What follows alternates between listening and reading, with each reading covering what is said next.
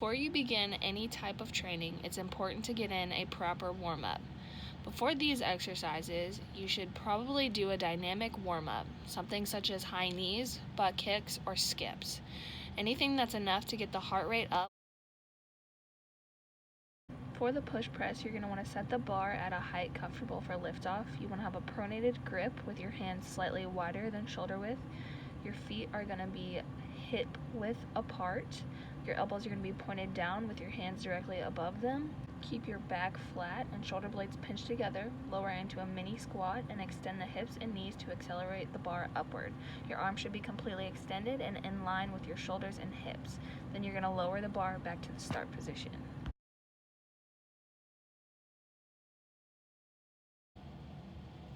For the back squat, start with a closed pronated grip. Place the bar at the center of the back of your shoulders.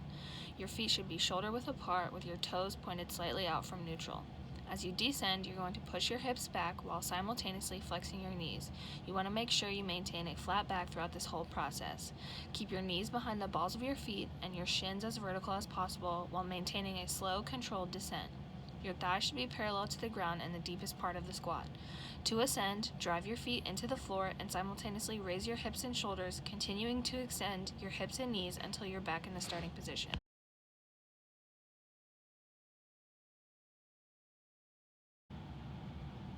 In order to deadlift, make sure you approach the bar so that your shins make contact with the bar. Your feet should be shoulder width apart and you should have a pronated grip just outside of your knees. Squat down and shift your weight to your heels. Lift the bar off the floor by slowly extending the hips and knees. Raise the bar with the knees and hips and shoulders while having a flat back. As the bar passes the knees, make sure your shoulders are in front of the bar, your arms are straight with your elbows pointed out, and your hips are flexed and knees are slightly bent. Extend your hips forward and engage the core to establish erect position. Return the bar to the ground in a slow, controlled manner, maintaining a straight back. This exercise combines both a box jump and a depth jump.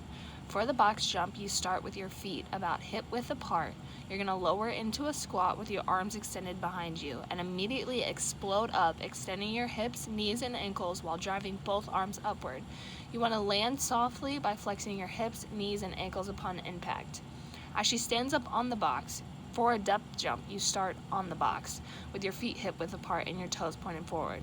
You want to step off the box, making sure not to jump off, and land on the balls of your feet simultaneously, flexing your hips, knees, and ankles upon impact.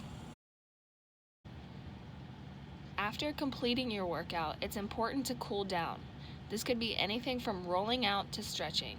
This is the perfect time to static stretch because your muscles are already warm and static stretching will have the most effect at this time.